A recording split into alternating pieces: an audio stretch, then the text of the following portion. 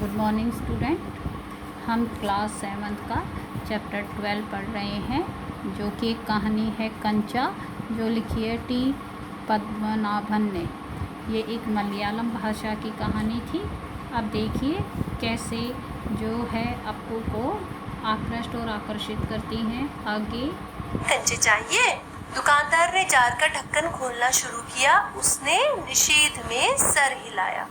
दुकानदार ने सोचा कि क्योंकि ये कंचे का जार उठा रहा है तो शायद इस बच्चे को कंचे चाहिए होंगे।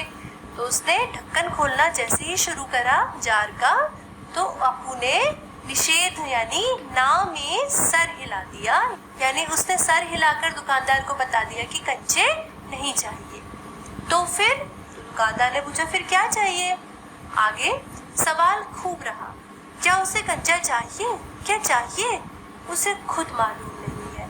जो भी हो, उसने कंचे को छूकर देखा। जार को छूने पर कंचे का स्पर्श करने का एहसास हुआ। अगर वह चाहता तो कंचा ले सकता था। लिया होता तो? स्कूल की घंटी सुनकर वह बस्ता थामे हुए दौड़ पड़ा। तो फिर क्या हुआ आगे कि जैसे ही दुकानदार ने पूछा कि तो फिर तुम्हें क्या चाहिए, तो उसने अपने मन में सोचना शुरू किया कि क्या सचमुच उसे कंचे चाहिए।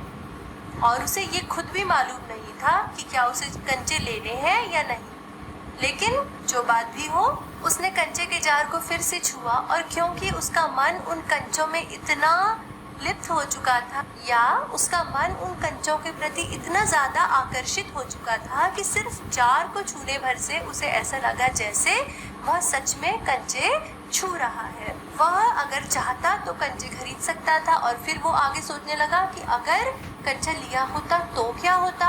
वो सोचना शुरू ही कर रहा था कि अचानक स्कूल की घंटी बज गई, और घंटी सुनकर वह बस्ता लिए हुए स्कूल की तरफ दौड़ पड़ा। फिर आगे देर से पहुंचने वाले लड़कों को पीछे बैठना पड़ता है। उस दिन वही सबके बाद पहुंचा था, इसलिए वह चुपचाप पीछे की बेंच पर बैठ गया। देर से पहुंचा था तो इसलिए वह पीछे की बेंच पर जाकर बैठ गया। सब अपनी अपनी जगह पर हैं। रामन अगली बेंच पर है, वह रोज समय पर आता है। तीसरी बेंच के आखिर में मल्लिका के बाद अम्मू बैठी है। जॉर्ज दिखाई नहीं पड़ता।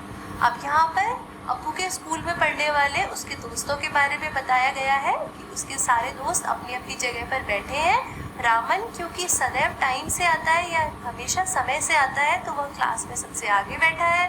और तीसरी बेंच के आखिर में मल्लिका बैठी है, और उसके बाद अम्मू बैठी है। जॉर्ज एक उसका और दोस्त है जो कि दिखाई नहीं देता, वह स्कूल नहीं आया है।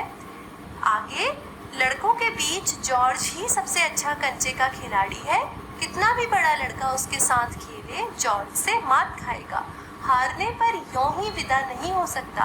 हारे हुए को अपनी बंद मुट्ठी जमीन पर रखनी होगी, तब जॉर्ज कंचा चलाकर बंद मुट्ठी के जोड़ों की हड्डी तोड़ेगा। अर्थात जॉर्ज, जो बच्चा कक्षा में आज नहीं आया है, वो सबसे अच्छा कंचे खेलता है, उसको सबसे अच्छा कंचे खेलना आता है। और कितने भी बड़ा लड़का उसके साथ कंचे खेले, वह उस बच्चे को या उस बड़े लड़के को हरा सकता है। और हारने पर क्या होगा, सजा के रूप में क्या होगा कि आप अपनी बंद मुट्ठी जमीन पर रखें, और जॉर्ज उस बंद मुट्ठी पर कंचे से मारेगा। जोड़ों की हड्डी तोड़ेगा, अर्थात बहुत जोर से कंचे से बंद मुट्ठी पर मारेगा। फिर आगे जॉर्ज क्यों नहीं आया? अरे हाँ, जॉर्ज को बुखार है ना। उसे रामन ने यह सूचना दी थी। उसने मल्लिका को सब बताया था। जॉर्ज का घर रामन के घर के रास्ते में पड़ता है। तो उसे याद आया कि जॉर्ज को तो बुखार है, और रामन ने उसे बताया था कि जॉर्ज को बुखार है क्योंकि जॉर्ज का घर रामन के घर के रास्ते में पड़ता है। आगे अप्पू कक्षा की तरफ ध्यान नहीं दे रहा है।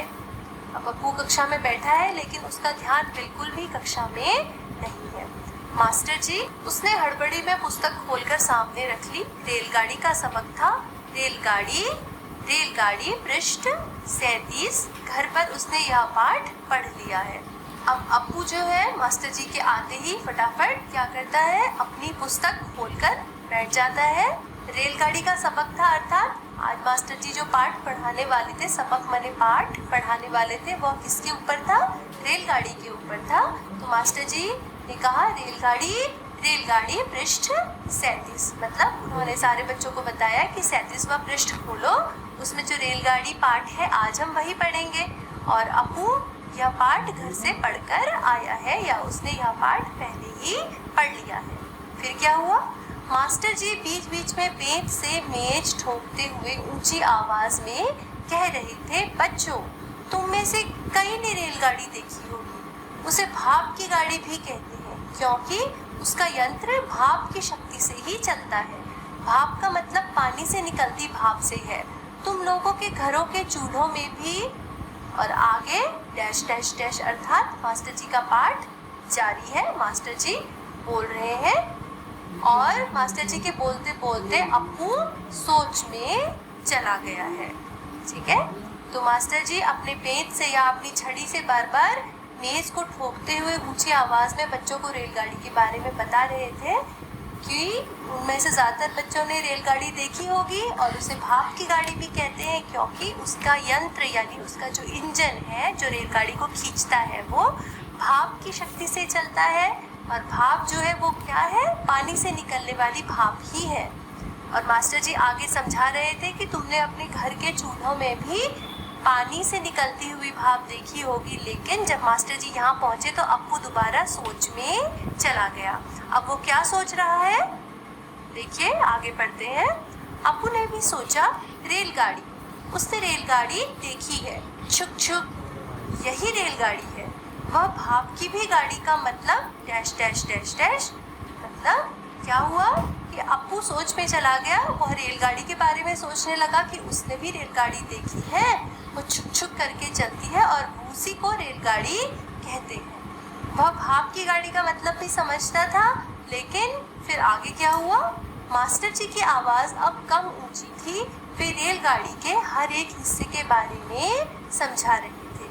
बोलते बोलते अब मास्टर जी की आवाज़ थोड़ा नीची हो गई थी, क्योंकि सारे बच्चे पाठ की तरफ ध्यान देने लगे थे। जब टीचर क्लास में पढ़ाने आती हैं तो जब तक बच्चों का ध्यान क्लास में नहीं होता तो टीचर ज़ोर ज़ोर से बोलती है। लेकिन जब सारे बच्चों का ध्यान क्लास में लग जाता है, सब शांत हो जाते हैं, तो फिर टीचर की आवाज़ अपने आप ही कम हो जाती है।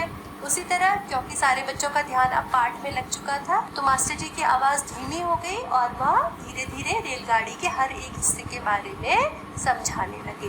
फिर क्या हुआ, अब मास्टर जी रेलगाड़ी के बारे में समझा रहे हैं। क्या समझा रहे हैं, पानी रखने के लिए एक खास जगह है, इसे अंग्रेजी में बॉयलर कहते हैं। यह लोहे का बड़ा पीपा है। अब यहाँ पे मास्टर जी रेलगाड़ी के बॉयलर के बारे में बता रहे हैं कि रेलगाड़ी का बॉयलर क्या होता है, जिसमें कि पानी रखा जाता है और यही पानी बॉयल होके इंजन बॉयल होके यानी उबल के क्या करता है, भाप बनाता है और उसी भाप की शक्ति से इंजन को खींचा जाता है। और ये बॉयलर कैसा होता है, लोहे का एक बड़ा बना हुआ पीपा। पीपा अर्थात होता है टैंक या फिर कुंड कह सकते हैं हिंदी में हम। तो बॉयलर जो होता है वो लोहे का बना हुआ एक बड़ा सा टैंक होता है जिसमें पानी भरा जाता है और इस पानी को गर्म करके भाप निकलती है और उस भाप की शक्ति से रेलगाड़ी खिंचती है। मास्टर जी बच्चों को यही समझा रहे थे। फिर आगे क्या हुआ, लोहे का एक बड़ा कांच का जार, उसमें हरी लकीर वाले सफेद गोल कंचे, बड़े आंवले जैसे। जॉर्ज जब अच्छा होकर आ जाएगा तब उससे कहेगा। उस समय जॉर्ज कितना खुश होगा, सिर्फ वे दोनों खेलेंगे और किसी को साथ खेलने नहीं देंगे। और अचानक से अप्पू का ध्यान फिर से रेलगाड़ी से हटके कहाँ चला गया, कंचों में चला गया। और उसके दिमाग में क्या आया, जैसे ही उन्होंने बोला कि रेलगाड़ी में एक बड़ा सा पीपा होता है लोहे का जिसे बॉयलर कहते हैं, तो उसके दिमाग में क्या आया कि एक लोहे का एक बड़ा कांच का जार, उससे वापस उस कंचों के जार की याद आ गई। और क्या याद आया कि उस जार में क्या होता है, हरी लकीर वाले सफ़ेद गोल कंचे होते हैं जो बड़े बड़े आंवले जैसे दिखते हैं। फिर वह सोचने लगा कि जॉर्ज जब ठीक होकर आ जाएगा तब वह उसे बताएगा और जॉर्ज कितना खुश होगा जब उसे पता चलेगा कि अप्पू के पास कंचे हैं और फिर सिर्फ वे दोनों कंचे खेलेंगे और किसी को भी साथ में खेलने नहीं देंगे। फिर अचानक क्या हुआ कि अप्पू तो अपनी दुनिया में फिर से खो गया। तो उसके चेहरे पर एक चौक का टुकड़ा आकर गिरा। यानी मास्टर जी ने उसे चौक से मार के याद दिलाया कि वो क्लास में वापस आ जाए। मतलब मास्टर जी को पता चल गया कि अप्पू कुछ और सोच रहा है। अनुभव के कारण वह उठकर खड़ा हो गया। मास्टर जी गुस्से में है। अनुभव के कारण मतलब क्योंकि अप्पू जो है वो बहुत ज़्यादा सोचने वाला बालक है और अक्सर वो ऐसे ही अपनी ख्यालों में या अपने सपनों की दुनिया में खो जाता है,